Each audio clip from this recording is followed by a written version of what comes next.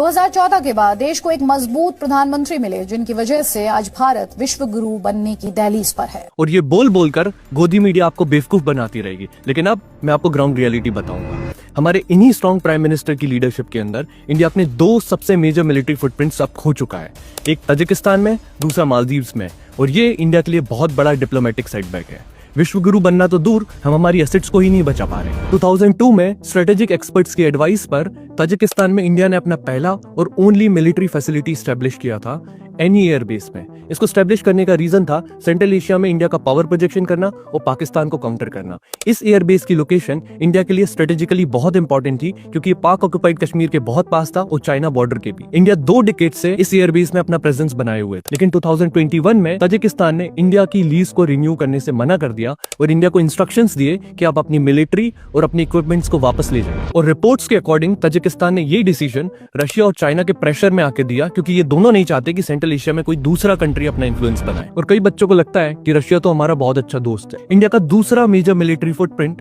मालदीव्स में था। मालदीव्स इंडिया के लिए स्ट्रेटेजिकली बहुत इंपॉर्टेंट था इंडियन ओशन में अपनी डोमिनेंस को एस्टेब्लिश करने के लिए, लेकिन इन्हीं स्ट्रॉन्ग प्राइम मिनिस्टर की लीडरशिप के अंदर मालदीव्स में एक full fledged India out campaign चला, जिसके बाद मालदीव्स गवर्नमेंट ने इंडिया को इंस्ट्रक्शंस दिए अपने ट्रूप्स को विड्रॉ करने के। और इसी के बाद मालदीव्स ने चाइना के साथ एक डिफेंस और मिलिट्री असिस्टेंस का एक एग्रीमेंट साइन किया। आज चाइना मालदीव्स में एक मेजर इन्वेस्टर है। इंडिया में एक full fledged Maldives boycott campaign भी चला, लेकिन इससे मालदीव्स को कुछ भी इंपैक्ट नहीं पड़ा, क्योंकि आज इंडियन टूरिस्ट को चाइनीज टूरिस्ट कंप्लीटली रिप्लेस कर चुके। और ये इंडिया के लिए एक major diplomatic setback. National security advisor Ajit Doval और फॉरेन मिनिस्टर जयशंकर, इन दोनों की अपॉइंटमेंट का इतना हाइप क्रिएट किया गया था, इतनी रील्स बनाई गई थी, तो अब समय आ चुका है इस चीज को इंट्रोस्पेक्ट करने का कि इनकी एडवाइस से कुछ भी सब्सटेंशियल रिजल्ट निकल भी रहा है। क्योंकि अभी तक इंडिया अपनी फॉरेन पॉलिसी में कुछ भी मेजर ब्रेक थ्रू अचीव नहीं कर पाया है। और सिक्योरिटी का तो छोड़ दो, इंडिया पे अभी तक कोई भी टेरर अटैक्स कम नहीं हुए, बल्कि इंक्रीज हुए हैं। विश्व गुरु बनना तो दूर, इंडिया अपनी एसेट्स को भी